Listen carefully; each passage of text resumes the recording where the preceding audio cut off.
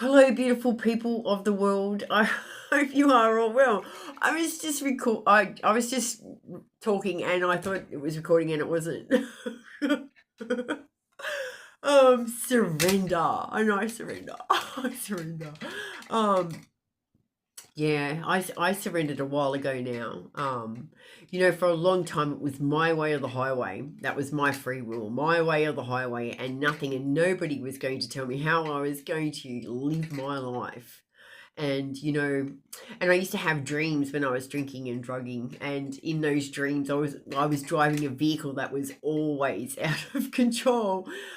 Today, however, I have dreams of being in the back seat of the vehicle and somebody else is driving, and I assume that it is God that's driving, and the vehicle is driving a lot more smoother.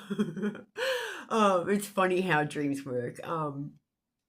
But yes, if that isn't speaking volumes, I really don't know what is.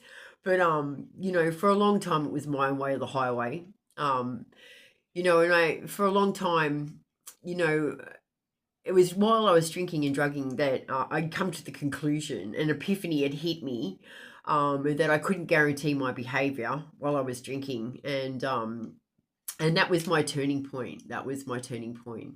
Um, but it took me a long time to hand over my will. And I said this before in another post where, because of my religious upbringing, I literally had to pull the word God apart from the religion because, I couldn't get past the religion, from the brainwashing that had happened to me from a young age. And, so to have God as a separate entity and not related to any religion because, sometimes religions are not all they're cracked up to be. And, so handing that over to a power greater than myself, and at first my God was a tree.